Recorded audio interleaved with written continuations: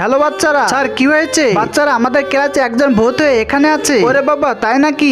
Sir আমি তো ওয়াশরুমে গিয়ে একটা ভূত দেখে ফেললাম। আরে কি বলে? আমাকে বিশ্বাস করো, সত্যি বলছি। আরে ভূত ওয়াশরুমে কিভাবে? ভূত তো আমাদের ক্লাসে রয়েছে। তুমি কিভাবে বলছো ভূত ওয়াশরুমে? বন্ধুরা, আমি সত্যি সত্যি ভূত দেখেছি। আরে তুমি কি বলো এসব? আমি তো জানি আমার কথা কেউ বিশ্বাস করবে না। বাচ্চারা, আমার হাতের ভিতরে একটা ঔষধ আছে, এখন আমি এটার মাধ্যমে কে ভূত সেটা চেক করতে পারবো। এখন তোমরা একে একে আমার এখানে চলে আসো। স্যার, আমার মনে হচ্ছে আমাদের ক্লাসের ভিতর মিনাই একমাত্র ভূত। না স্যার, আমার তো মনে হয় আমাদের ক্লাসের ভিতর রাজু একমাত্র ভূত। এখন তোমরা এক এক করে আমার এখানে চলে আসো। আচ্ছা ঠিক আছে স্যার, আমি তাহলে প্রথমে চলে আসি। এই তো এখন পরীক্ষা করব। না, তুমি চলে যাও, তুমি তো ভূত নয়। এখন আরেকজন চলে আসো। আচ্ছা ঠিক আছে স্যার, এখন তো আমি চলে আসবো। এখন তো তোমাকে পরীক্ষা করব। না তুমি ভূত না, তুমি এখন যেতে পারো। এখন রাজু আর মিনার ভিতরে মিনা চলে আসবে। ঠিক আছে স্যার, আমি এখনই চলে আসছি। এই তো এখন চেক করবো মিনা ভূত কিনা। না মিনা ভূত নয়, তুমি চলে যাও। রাজু, এখন তুমি মাত্র বাকি আছো, এখনই চলে আসো। আচ্ছা ঠিক আছে স্যার, এখন তো রাজু তোমাকে চেক করবো। আরে মনে হচ্ছে তো রাজু ভূত হয়ে যাবে। ওরে বাবা, এটা কি হলো? রাজু তো সত্যি সত্যি ভূত হয়ে গেল।